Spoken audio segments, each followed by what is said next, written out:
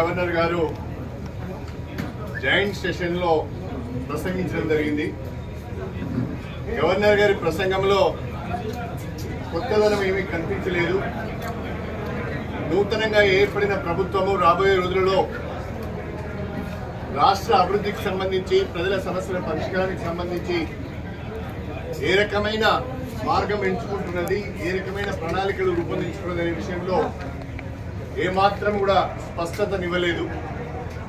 Governor ప్రసంగం పూర్తిగా Congress party ఎన్నికల మేనిఫెస్టోను చదివినట్టుగానే ఉంది తప్ప గత ప్రభుత్వాన్ని విమర్శించడానికే జాయింట్ సెషన్ ఉపయోగించుకున్నట్టుగా ఉన్నది తప్ప కొత్తదనం ఏమీ కనిపించలేదని చెప్పి ఈ సందర్భంగా తెలియజేస్తున్నారు. దురదృష్టం ఏంటంటే గత 10 సంవత్సరాలు తెలంగాణలో తిరుగణంలో ఉన్నదన్నట్టుగా ఆమె మాట్లాడింది. కానీ తెలంగాణ జాతీయ స్థాయిలో అనేక రంగాలలో అభివృద్ధి సంక్షేమ కార్యక్రమాల అమలులో రోల్ మోడల్గా వ్యవహరించింది. జాతీయ స్థాయి సంస్థల నుంచి, కేంద్ర ప్రభుత్వం నుంచి అనేక అవార్డులు అందుకున్నదనే విషయాన్ని ఆమె మర్చిపోయింది. వాస్తవంగా ఒకవైపు ఆర్బీఐ కానీ, నీతి ఆయోగ్ కానీ, యుఎన్ఓ లాంటి సంస్థలు, అనేక ప్రతిష్టాత్మక సంస్థలు తెలంగాణ ప్రభుత్వం యొక్క పెర్ఫార్మెన్స్ ను మెచ్చుకొని అవార్డులు ఇచ్చిన సంగతి గవర్నర్ గారు మర్చిపోవడం దురదృష్టకరం. తెలంగాణలో పంటల విస్తీర్ణం పెరిగింది, పంటల దిగుబడి పెరిగింది అనేది సత్యం.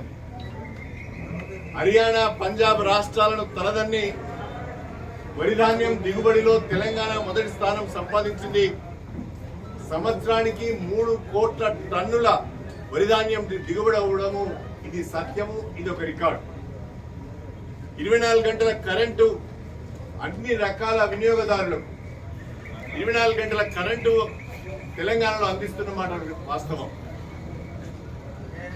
విద్యుత్ వినియోగంలో తెలంగాణ మొదటి స్థానంలో ఉన్నది అనేది సత్యం. తలసరి ఆదాయం గణనీయంగా పెరిగింది తెలంగాణలో అనేది ఆర్బీఐ చెప్పిన మాట. హైదరాబాద్ అభివృద్ధి అనేది సత్యం.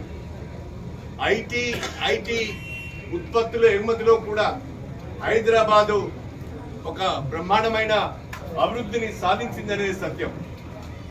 పట్టణ సుందరీకరణ అనేది ఒక సత్యం. స్టేట్ ఓన్ ట్యాక్స్ రెవెన్యూస్ ను పెంపొందించుకోవడంలో, అభివృద్ధి చేసుకోవడంలో తెలంగాణ నెంబర్ 1 అనేది ఆర్బీఐ చెప్పిన మాట సత్యం. అదేవిధంగా ఇంకా అనేక విషయాలలో